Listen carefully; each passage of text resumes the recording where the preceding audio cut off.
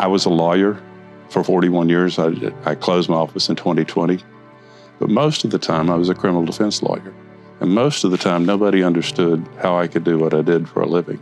I had a case that I'd been appointed to represent. He was a man that had been charged with murder in California, and he had a murder case here in Houston.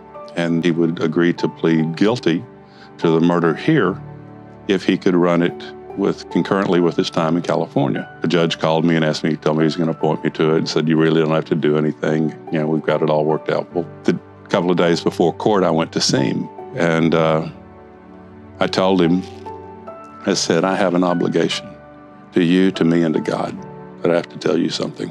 And I don't want to, because I know you don't care. But I want you to know that God has a plan for your life, and you don't have to be who you are right now." I said, "He transformed me, he'll transform you." And he just started laughing. So I left. And at that time, the office suites had just started, and a phone rang. And I picked it up, and there was this person crying, and I couldn't understand them. They were crying so hard. Finally, they got their breath, and it was his dad. And he said he'd been praying for somebody to share something with his son. And years later, when we were teaching the Sunday school class, the guy's name's Bill, he came and shared at our Sunday school class. And he had the Bible with him that I'd given him years earlier. And he was a father of 2 daughters and loved the Lord. And there were just miraculous things that happened.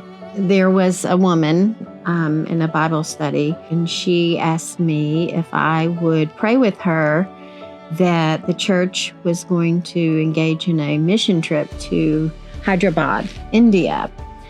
And she said, "Would you pray with us, after the Bible study?" And I said, sure, I'll pray. So several consecutive Tuesdays, I met with her, and we prayed for the team and took the word of God and literally prayed that God would truly transform their lives and prepare them and give them the opportunity to share the hope of Jesus. From that, God began to really move my heart. And that afternoon, the kids got home and said, "Mom, what's the special occasion?" And so I said, "I just have to tell y'all, I was on my knees in the living room in prayer, and God revealed to me that we all are going to go to the Ukraine and Russia." And you should have seen their faces. When we spend time and we listen to the word, he does something within us that is extraordinary, that we could never have dreamt of. We could never have even thought about without an intentional relationship of Jesus Christ.